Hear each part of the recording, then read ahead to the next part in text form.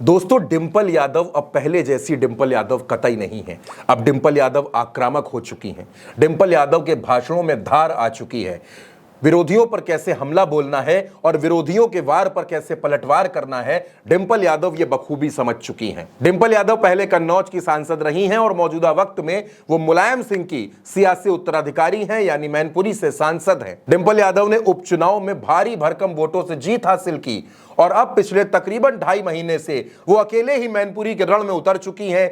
गली गली जा रही हैं, लोगों से मिल रही हैं, महिलाओं के बीच जा रही हैं और अपनी बात रख रही हैं। एक बार फिर डिंपल यादव ने बड़े आक्रामक अंदाज में विरोधियों पर हमला बोला है, बीजेपी को घेरा है। बीजेपी जो तमाम वादे कर रही है पिछले 10 सालों में, चाहे वो 2 करोड़ नौकरी के हों, चाहे वो खाते में पैसा आने के हों, चाहे वो किसानों की आय के हों, तमाम मुद्दों पर डिंपल यादव खुलकर बोली और उन्होंने बीजेपी सरकार पर वादा खिलाफी का आरोप भी लगाया। सबसे पहले 14 लाख रुपए लोगों के अकाउंट में पहुंचेंगे, बात यहां से शुरू करते हैं। उसके बाद कहा था कि 2 करोड़ लोगों की नौकरियां लगेंगी युवाओं की हर प्रति वर्ष।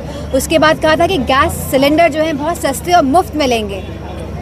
उसके बाद कहा था कि पेट्रोल डीजल के दाम कम कर दिए जाएंगे। तो इस तरह की बहुत सारी बातें कही गई, जहां कहा गया था कि जो बिजली की व्यवस्था में सुधार लाया जाएगा, जहां कहा गया था कि आवारा पशुओं की जो परेशानियां हैं जिससे हमारा किसान त्रस्त है आज, उसमें भी सुधार किया जाएगा, उन परेशानियों को हटाया जाएगा। कहीं ना कहीं यह सरकार जो बातें कहती आई है उन सभी में विफल रही है और मुझे पूरा भरोसा है कि लोगों का साथ, समर्थन और प्यार समाजवादी पार्टी के साथ है। दोस्तों, पत्रकारों ने डिंपल यादव से पूछा कि आपके सामने बीजेपी उत्तर प्रदेश सरकार के मंत्री जयवीर सिंह को चुनाव लड़ाने की कोशिश कर रही है और चर्चा है कि जयवीर सिंह आपके सामने चुनाव लड़ेंगे, तो ऐसे में आपका मुकाबला कैसे होगा?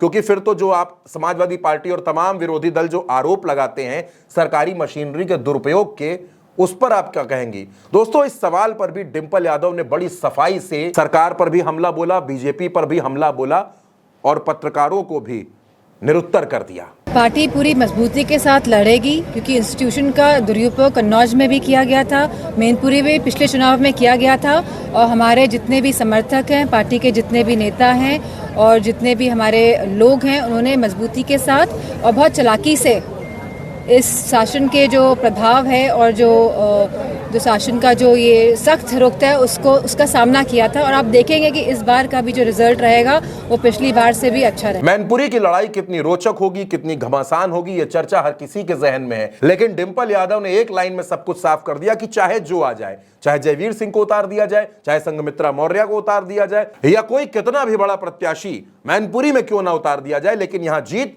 समाजवादी पार्टी की होगी, इंडिया गठबंधन की होगी और डिंपल यादव की होगी। ये बात खुद डिंपल यादव ने आज सबके सामने रख दी। पूरा क्षेत्र है ये समाजवादी विचारधारा की भूमि रही है और मैं समझती हूँ जो विचारधारा यहाँ से निकली वो पूरे प्रदेश में गई, जिसकी वजह से लोगों में समानता आई, संपन्नता आई और लोगों ने भाजपा पर विश्वास करके उन्हें सरकार में चुना।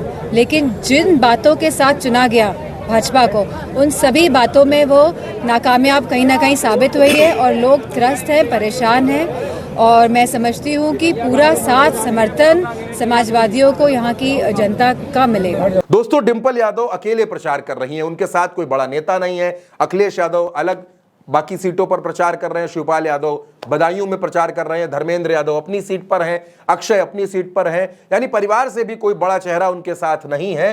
डिंपल यादव अकेले ही लोगों से मिल रही हैं, गली गली जा रही हैं, बातचीत कर रही हैं और लगातार हर रोज वो एक नए गांव पहुंचती हैं जहां लोगों से संवाद कर रही हैं।